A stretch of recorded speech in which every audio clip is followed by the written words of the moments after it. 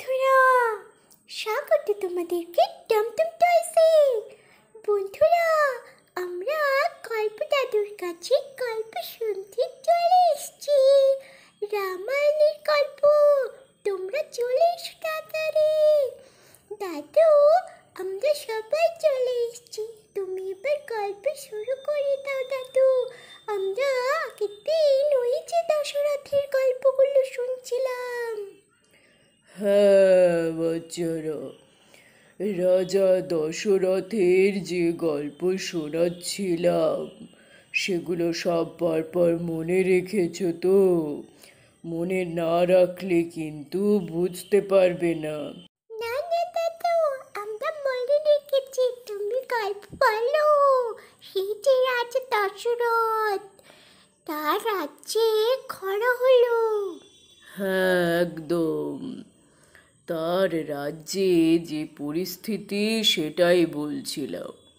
রাজা দশরথ 3 রানীকে নিয়ে তো খুব সুখেই সংসার করছেন এবং তার রাজমহল এবং তার প্রজাদের সব দিকেই খেয়াল রেখেছেন। কিন্তু এমন ঘোর দুঃসময় এলো অযোধ্যা নগরে।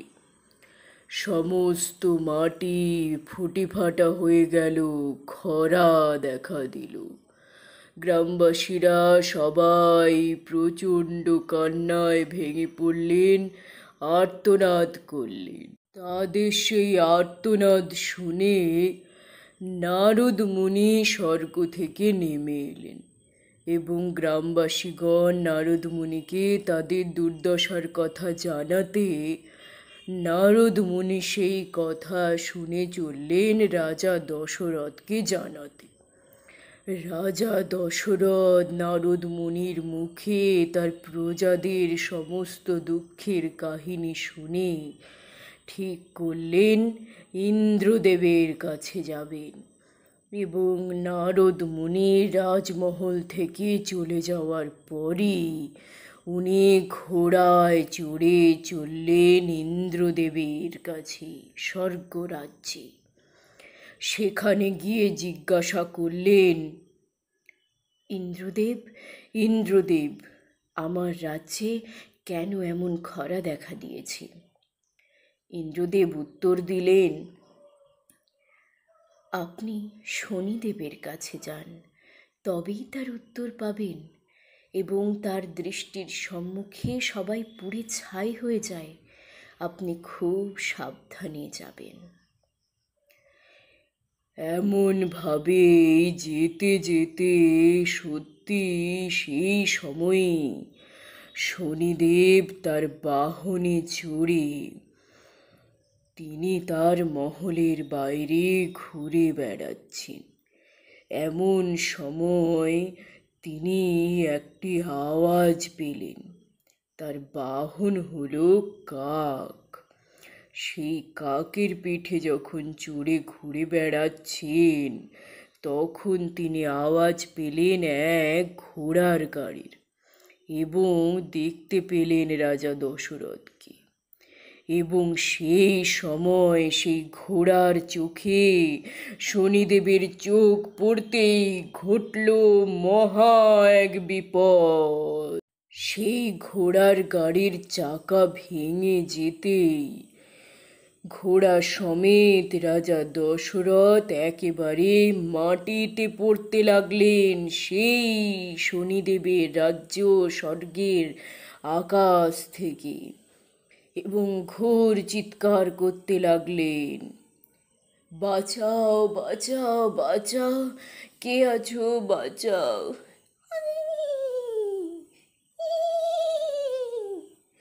এবং ঘোড়াও চিৎকার করতে লাগলো এবং রাজা দশরথও তার প্রাণ বাঁচানোর জন্য ঘোরতর চিৎকার করতে লাগলেন।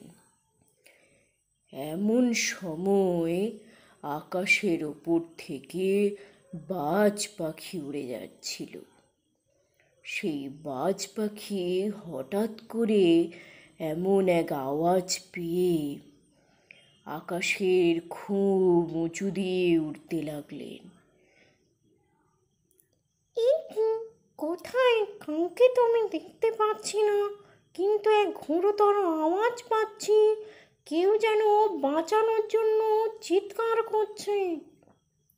কোথায় সে? কোথায়? ওই তো সে। একে একে আমি তো পিঠে তাকে বহন করলাম, কিন্তু এটা কে? কিন্তু আগে নিয়ে যাই, কোনো এক স্থানে একে গিয়ে নামাই, দেখি ইনি কে। আমি তো সেটাই বুঝতে পারছি না।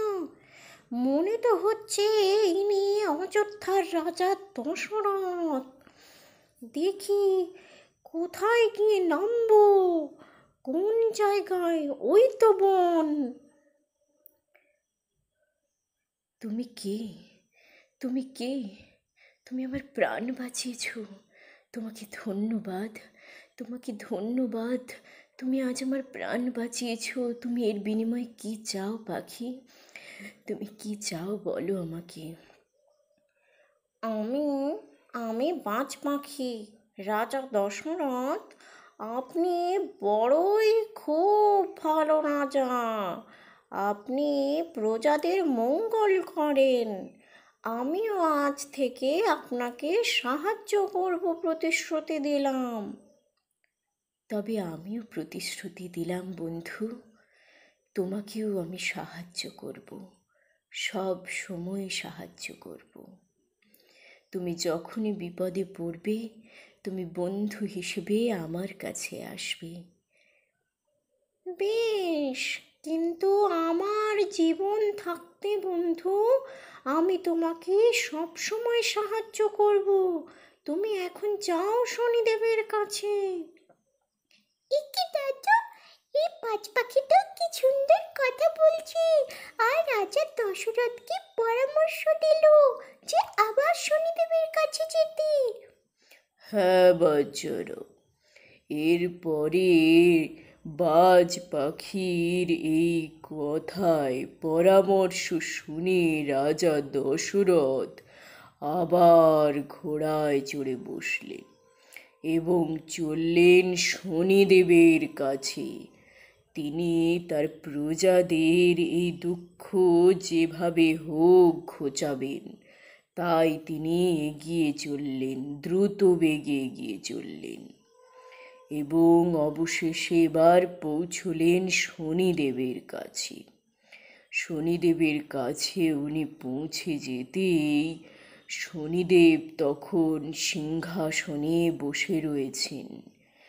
তিনি দেখতে পেলেন রাজা দশরথকে এবং বললেন, আপনি খুবই সিদ্ধ পুরুষ, আপনি অযোধ্যার রাজা দশরথ। প্রজা কল্যাণে আপনার নাম চারিদিকে ছড়িয়ে পড়েছে।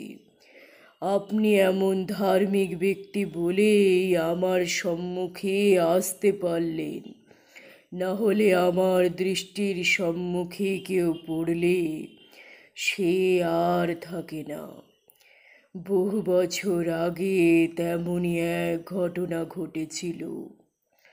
মহাদেব এবং পার্বতীর পুত্র গণেশ, তার গৃহে আমি যখন যাই, তখন সেই পুত্র সেখানে ছিল, কিন্তু আমার দৃষ্টির সম্মুখে পড়ে সেই পুত্রের মানব মুণ্ড বিচ্ছেদ হয়ে যায়।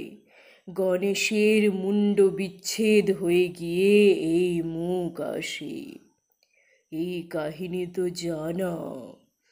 আমার দৃষ্টির সম্মুখে যেই পড়ে তারই এমন হয়। তবে রাজা দশরথ, আপনি চিন্তা করবেন না। আমার আশীর্বাদে আপনার রাজ্যের ঘোরতর মেঘ আসবে। আমার আশীর্বাদে সেই মেঘ কালো রূপ ধারণ করবে এবং ঘোর বৃষ্টি আসবে, আর খরা থাকবে না। আপনি নিশ্চিন্তে ফিরে যান রাজা দশরথ, আপনি নিশ্চিন্তে ফিরে যান। আপনার রাজ্যে ঘোরতর বর্ষণ হবে। আপনি এই ধার্মিকতার সঙ্গে আপনার রাজ্য চালিয়ে যান। আমি আপনাকে নিশ্চয়ই সাহায্য করব। আমি নিশ্চয়ই সাহায্য করব। এই বলে শনিদেব রাজা দশরথকে কথা দিলেন যে তার রাজ্যে আর খরা থাকবে না। এরপরে সেখানে বৃষ্টি আসবে, আবার ফসল ফলবে।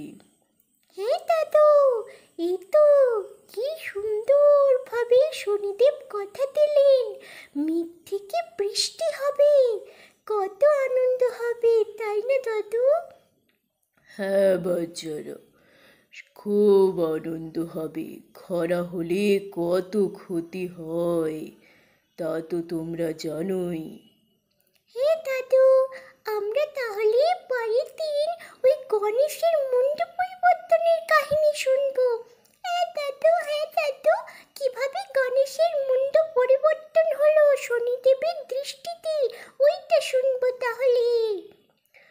আচ্ছা বেশ, তাই শোনাবো। কিন্তু বন্ধুরা, তোমরা কিন্তু সাবস্ক্রাইব করতে ভুলো না টমটম টয়েস। হ্যাঁ, সাবস্ক্রাইব করে দাও টমটম টয়েস, লাইক করো, শেয়ার করো, কমেন্ট করো, মনে রেখো। হ্যাঁ বন্ধুরা, তোমরা এইভাবে প্রতিদিন আসবে আর আমার এই বন্ধুদের সঙ্গে বসে গল্প শুনবে। হ্যাঁ বন্ধুরা, তোমরা সবাই ভালো থেকো, আজকের